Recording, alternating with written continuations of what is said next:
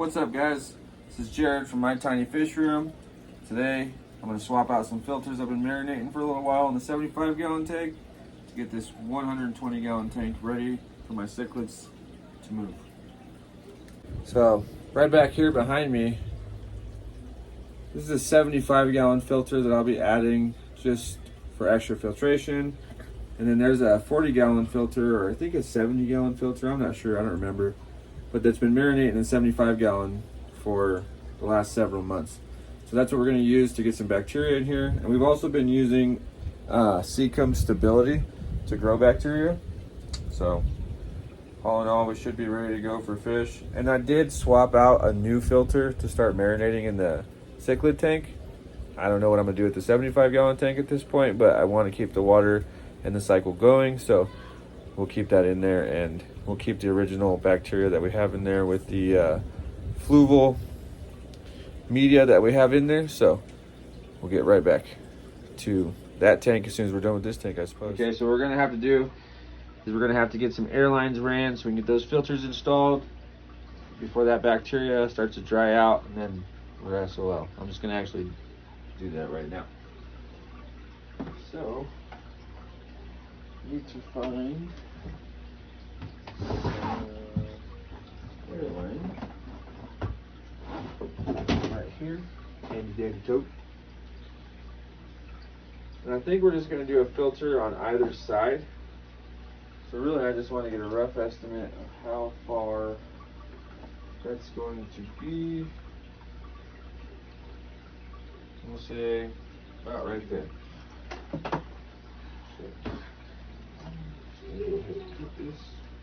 Also, you can't tell, I don't think you can see it in the video, maybe I'll show it later, but I picked up one of those magnet strips, just like a piece of metal with a really strong earth magnet inside of it. Holds all my tools on the side of my cabinet. Super nice, super easy. Let's get this first filter put in the tank.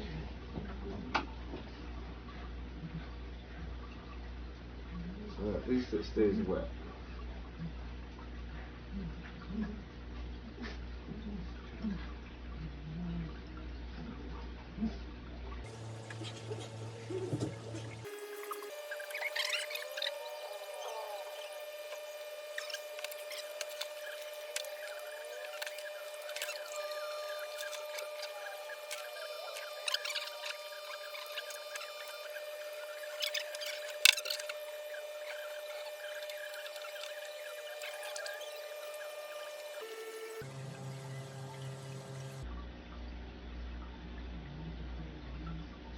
Okay,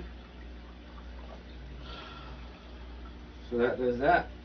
Gives us some bubbles, some aeration, plenty of oxygen, should be more than enough.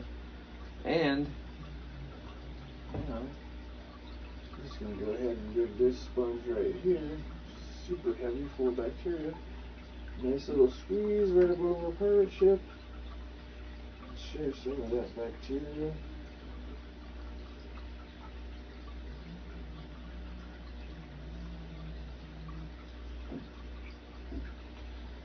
Should be all we need to do.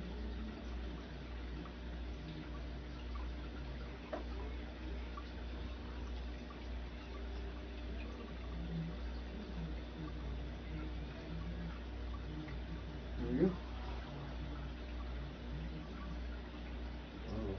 It's not all over the place.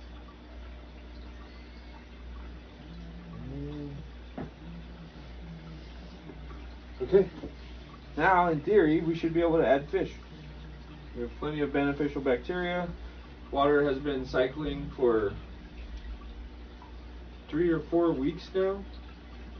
Brought the temperature up naturally. We off-gassed it, and then we still treated it and conditioned the water. You know, I really enjoy my cichlids, so I'm not trying to do anything harmful to them. So we're probably going to do this for now. We're going to let the tank settle. We're going to let it clear up. We'll keep monitoring it. We'll probably do a water test, and at that point we'll know we're good to go, and we'll start bringing the cichlids and the plecos that are going to be in here over here, and then we'll hopefully be getting an eel soon, tiger eel, that we can go in there. But like anything else, it's a predator, so we're gonna have to put some lids on this thing. I have some lights on the way. I have another Temu filter on the way. I mean, if it works, it works. And I'm on a budget. All right, guys, we're back. It's been a little while. Let's see how it turned out. Okay, so as you can see, the fish have been moved. And I went ahead and just moved all of the cichlids over here and completely shut down the 75-gallon tank. And the reason I did that is there's a lot of beneficial bacteria up in that filter, and I decided just to move the whole thing over here to be safe. Also brought the driftwood from the other tank for the reason of bacteria. Did not add any rocks though. I'm trying to keep everything in here really simple for maintenance purposes. But there goes our geophagus having a spout, but the green terror's in here, the haps are in here. The giant placo is right there. I don't know if you can see him. He's not very camera shy, but we'll see if he comes out and about to say hello. And then Earl the Oscar is back in here too. So Earl and my green terror went at it for a little while, and so I decided to separate them to let Earl heal. So this is my 120-gallon tank. Let's see if we can get some light in here. The fish are pretty fresh, so they kind of freak out when we turn on a light. But they're looking gorgeous. Nobody looks stressed out. Nobody lost their color. The green terror absolutely loves crawling in and out of every cave he can find. He sneaks and squiggles into everything in that pirate ship. He's crazy. I did add another fake rock over here, and a tiny one right here, and then a piece of driftwood back there, right here, and also back there to cover up where the sump was at.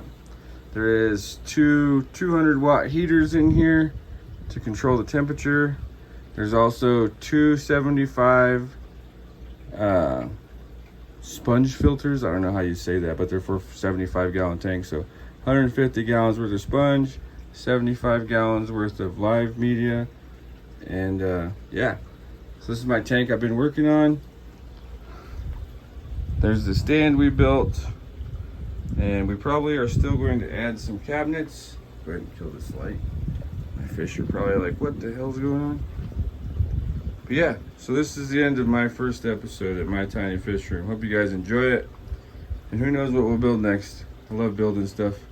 This was a super fun project. This is in my office. I really enjoy having the fish in here. It's nice and calming, and they're beautiful, man. Great looking fish.